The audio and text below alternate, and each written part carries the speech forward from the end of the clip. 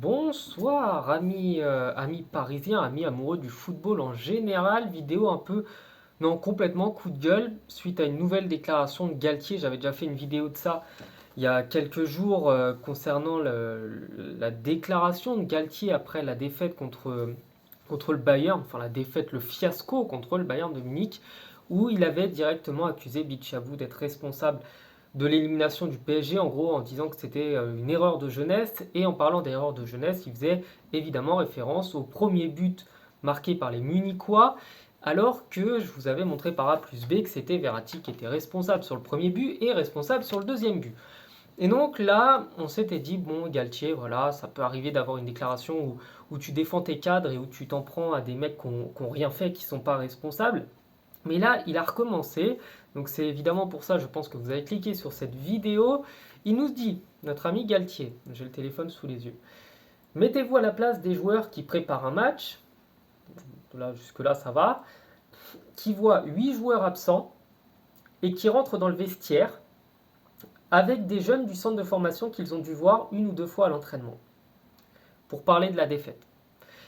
Moi, ça me choque parce que, certes, oui, il y a 8 joueurs absents. Ça, on le sait, le PSG a des absences majeures dans son effectif. Mais je veux dire, c'est comme ça. C'est comme ça, c'est quelque chose. On peut se plaindre autant qu'on veut, on peut râler autant qu'on veut, on peut être triste autant qu'on veut. Ça change rien à la situation. C'est que voilà, il y a des joueurs en moins, c'est tout. Il y a des joueurs en moins, mais ils sont remplacés.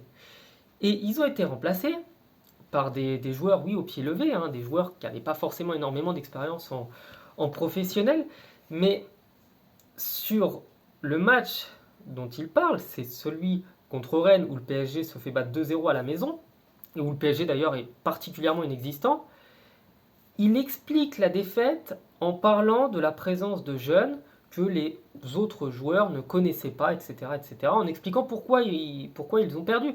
Et moi, ça m'énerve, je suis profondément agacé par ce genre de déclaration, parce que ce soir, donc après le match contre Rennes, les plus mauvais joueurs n'étaient pas du tout les jeunes, hein. Au contraire, les jeunes ont montré des belles choses, les jeunes ont montré beaucoup d'abnégation, beaucoup d'envie, beaucoup de cœur, beaucoup d'âme sur le terrain.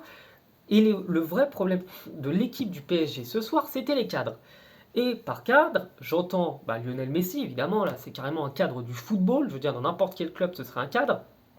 Kylian Mbappé, futur ou peut-être meilleur joueur du monde, et notamment Monsieur Marco Verratti, qui est au club depuis à peu près 12 ans et qui, depuis 12 ans, n'a pas évolué d'un pouce. Il n'a rien changé à sa façon de jouer, il n'a rien changé à sa façon de gérer les matchs et il est toujours aussi pénible, il a toujours les mêmes défauts, il ne veut pas les corriger, il a toujours des qualités, mais beaucoup moins qu'avant, et il ne corrige pas ses défauts.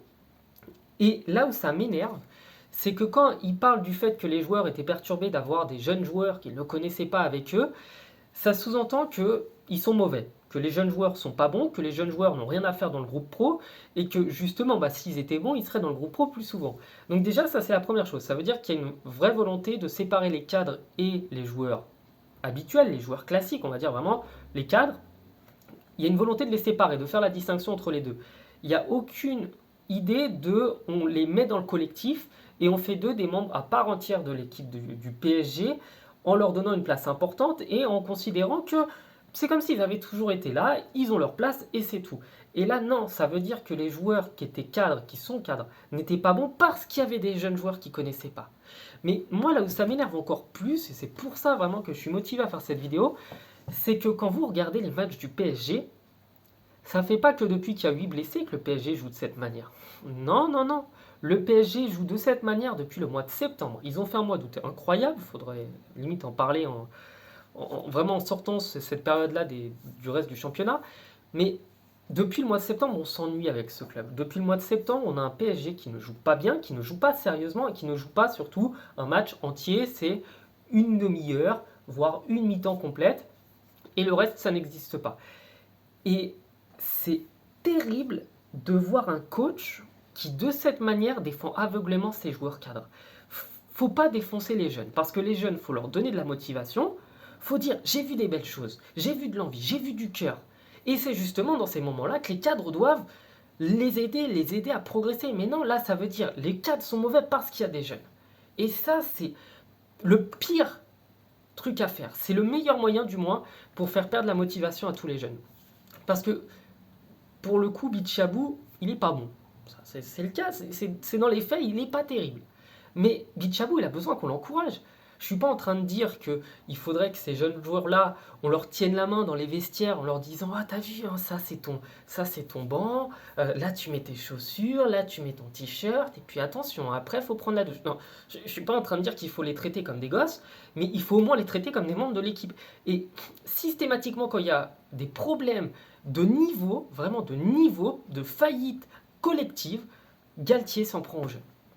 C'est pas possible. C'est pas possible. Je suis vraiment désolé hein, de faire une vidéo qui sera super longue. Je pense que si vous êtes encore là, c'est que vous pensez plus ou moins la même chose. Mais Galtier se doit absolument de défendre sa jeunesse. Il se doit de remobiliser les cadres parce que si on prend l'exemple d'une maison, vous faites votre maison, vous faites une belle et grande maison.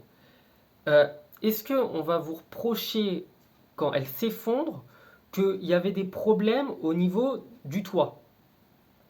Bah non. Si je veux dire, elle s'effondre par les murs, c'est que les murs, ce qui tient la baraque, ne tient pas, justement. On va pas vous reprocher que votre maison est pétée parce que, je sais pas, vous n'avez pas remplacé une fenêtre. C'est n'importe quoi, mais je veux dire, on peut pas accuser une faillite d'un club complet parce que c'est vraiment à tous les étages depuis 12 ans qu'il y a des faillites collectives en mettant la faute sur les jeunes.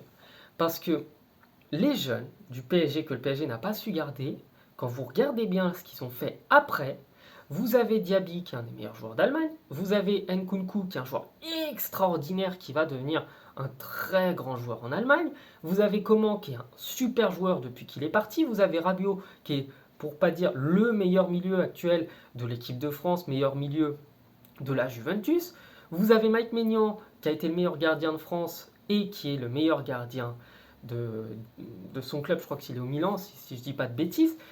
Bref, vous avez plein de joueurs comme ça du PSG que le PSG n'a pas su motiver, qui, avec moins de déclarations choc que ça, sont partis du club en disant j'ai pas l'intention de rester dans le club, je ne vois pas mon avenir ici. Mais là, tous ces jeunes joueurs-là, quel avenir vous leur donnez si systématiquement vous les défoncez à chaque fois qu'il y a une erreur et à chaque fois qu'il y a une faillite du club? C'est pas possible.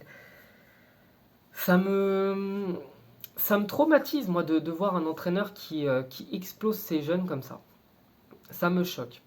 Et moi, je vous le dis, je pense que Galtier va pas rester longtemps, parce que Galtier n'est pas l'homme pour ce club. C'est un homme qui fait des résultats dans des clubs moins prestigieux. C'est c'est un homme qui aime les équipes défensives, mais vous ne pouvez pas le foutre à la tête du PSG. Il n'a pas les épaules. Il n'a pas les épaules. Et moi non plus d'ailleurs, j'ai pas les épaules pour être entraîneur. C'est bien pour ça que je suis pas entraîneur. Mais ah putain, ça m'énerve. Il y a tellement de choses à dire. Il y a tellement de choses à dire sur le club. Bref, voilà. C'était cette vidéo où je pense avoir pas mal donné mon avis. Du coup, bref, je vous souhaite de passer une bonne journée. Je vous dis à bientôt sur la chaîne. Ciao.